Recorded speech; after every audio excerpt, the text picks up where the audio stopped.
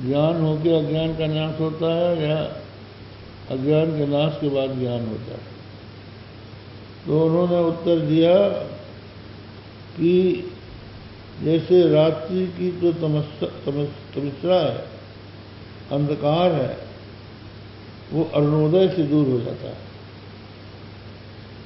अरुणोदय उस अंधकार को दूर करता है, तब सूर्योदय होता है।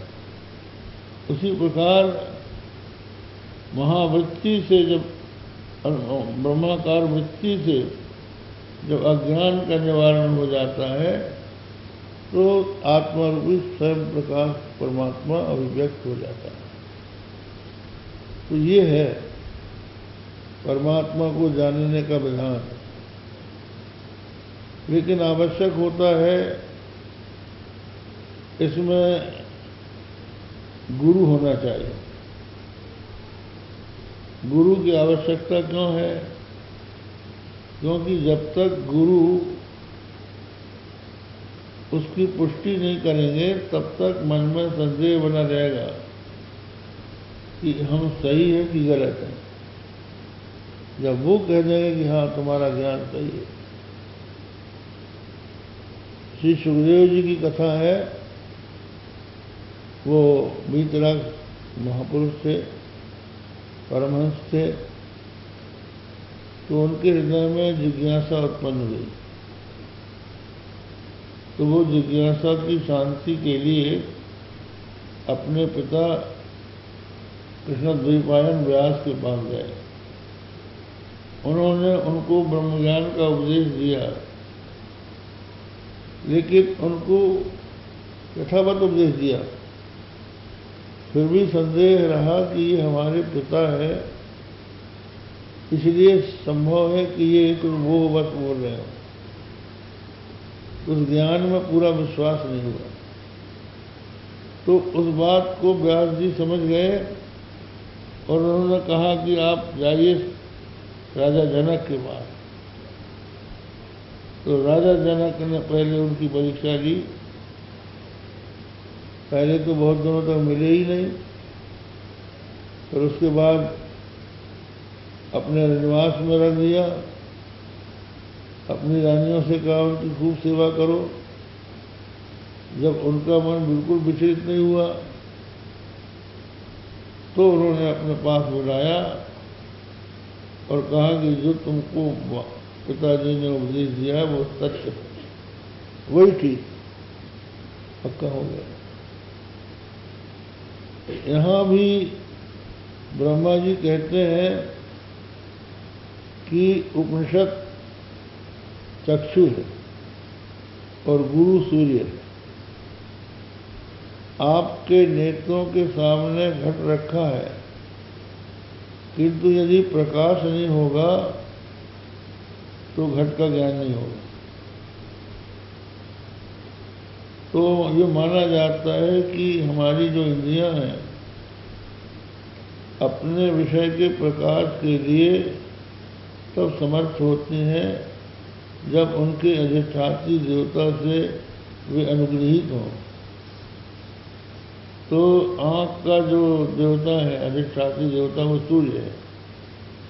तो जैसे सूर्य के आलोक में नेत्र घट को जानता है, उसी प्रकार उपनिषद तो है आँख और गुरु है सूर्य। तो वो जब बतलाते हैं तो समझ में आता है। इसलिए ये कहा है श्वेताश्वतर उपनिषद में, यस्य देवे परा भक्ति यथा देवे तथा गुरु तस्यैते कच्चा यथा प्रकाशन्ते महात्मना। जिसकी अपनी इष्ट देवता में परा भक्ति है और जैसी इष्ट देवता में भक्ति है वैसी गुरु में है, उसी महापुरुष को परमात्मा उपनिषद के अर्थ प्रकाशित होते हैं। तो इस तरह से उपनिषद रूपी चक्षु से गुरु रूपी सूर्य के प्रकाश में ब्रह्म साक्षात्कार हो जाता है। तो फिर उसके सामने कोई समस्या नहीं रहती। फिर तो उसको संसार समुद्र पार नहीं करना पड़ता, संसार समुद्र उसके लिए रह ही नहीं जाता है। केवल एक उपचार की बात होती है कि वो संसार से पार हो गए। ऐसे तरंती व भवानिताम मुझे, इस संसार रूपी झूठे समुद्र को पार से कर जाते हैं। वास्तव में संसार समुद्र हो तब तो पार करें, वो तो है ही नहीं, अज्ञान से दिखाई पड़ रहा है। इस प्रकार उन्होंने भगवान के महत्व का, उनके वास्तविक पारमार्थिक स्वरूप का वर्णन किया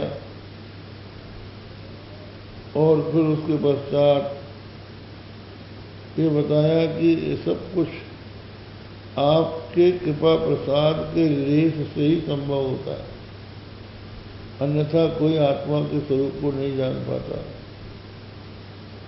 और मैं तो ये मानता हूँ, प्राणगृहीत है वही। तो अब तो मैं ये कहना चाहता हूँ कि ये ब्रज की गौएं, ब्रज की गोपियाँ धन्य है, जो आपके सानिध्य को प्राप्त करके आपसे उन्होंने आपसे के संपर्क से परमानंद का अनुभव किया और उनका ये सौभाग्य था कि जो आपने उनका स्तन पिया, दूध पिया। भगवान ने ब्रह्मा जी के मोह के पश्चात ये जो लीला की, ग्वाल वाल और बछड़ों के रूप में जो अपने आप को बनाया, उसका उद्देश्य केवल ब्रह्मा को ही चमत्कृत करना नहीं था। उसका उद्देश्य ये भी था कि बहुत सी गोपियां जब माता यशोदा को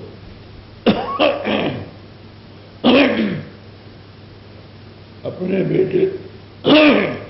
बेटे श्री कृष्ण को लाड़ लड़ाते, माखन मिश्री खिलाते देखती थी, तो उनके मन में ये भावना होती थी कि यदि कृष्ण हमारा भी बेटा होता तो हम भी इस तरह से लाड़ लड़ाते। गौएं जब भगवान श्री कृष्ण को देखती थी तो वो उनको चाटने लगती थी, उनके स्तनों से दूध की धारा बहने लगती थी। वो भी सोचती थी कि कृष्ण हमारा बछड़ा होता, तो भगवान ने उनकी इच्छा पूरी। वो बछड़ा बन के गौओं के पास पहुंच गए और ग्वाल वाल बनकर अपनी माताओं के पास पहुंच गए। और यहाँ तक कि ब्रज की जितनी गोपियां थी उन सबका विवाह भगवान श्री कृष्ण से हुआ, क्योंकि जो गोप लोग थे उनके यहाँ बाल विवाह की प्रथा थी। 5 वर्ष की अवस्था में उनके यहाँ विवाह हो जाता था, तो 5 वर्ष की अवस्था में ग्वाल बाल खुद ही बन गए। तो जो भी गोपियों का विवाह हुआ उन्हीं से